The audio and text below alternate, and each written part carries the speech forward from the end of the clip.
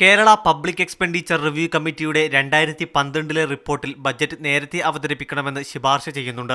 പ്രഖ്യാപിക്കപ്പെട്ട പദ്ധതികൾ മെച്ചപ്പെട്ട രീതിയിൽ നടപ്പിലാക്കുന്നതിന് ബജറ്റ് അവതരണം നേരത്തെയാക്കണമെന്നാണ് കമ്മിറ്റിയുടെ ശുപാർശ.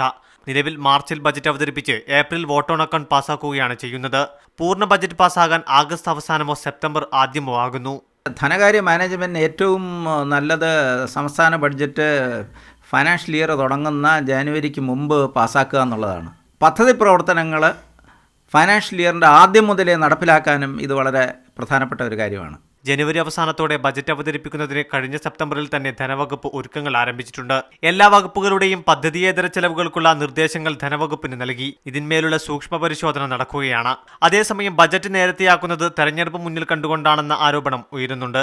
താറുമാറായ സാമ്പത്തിക രംഗത്തെ നേരെയാക്കാൻ കാര്യമായി ഒന്നും ചെയ്യാതെ സമ്പൂർണ്ണ ബജറ്റ് നേരത്തെ പാസാക്കിയതുകൊണ്ട് കാര്യമില്ലെന്നും ചൂണ്ടിക്കാണിക്കപ്പെടുന്നു. രാഷ്ട്രീയ രംഗത്തെ അനിശ്ചിതാവസ്ഥ ധനകാര്യ ഭരണത്തിൽ പ്രത്യേകിച്ചും പ്രതിഫലിക്കുന്ന ഒരവസ്ഥയുണ്ട്. അത് മാറ്റാൻ ഉള്ള ശ്രമങ്ങൾ പലതും ഡിപ്പാർട്ട്മെൻറ്റ് തലത്തിലൊക്കെ നടത്തുന്നതിന് പകരം സമ്പൂർണ്ണ ബജറ്റ് നേരത്തെ അവതരിപ്പിച്ചു എന്നുള്ളത് കൊണ്ട് മാത്രം ഈ പ്രശ്നങ്ങൾ പരിഹരിക്കാൻ കഴിയില്ല. സംസ്ഥാനം സാമ്പത്തിക പ്രതിസന്ധി അഭിമുഖീകരിക്കുന്ന സാഹചര്യത്തിലും ലോക്സഭാ തെരഞ്ഞെടുപ്പ് പടിവാതിൽക്കൽ എത്തി നിൽക്കുന്നതിനാലും പുതിയ ബജറ്റ് സർക്കാരിനെ സംബന്ധിച്ചിടത്തോളം ഏറെ നിർണായകമാണ്. മീഡിയ 1 തിരുവനന്തപുരം.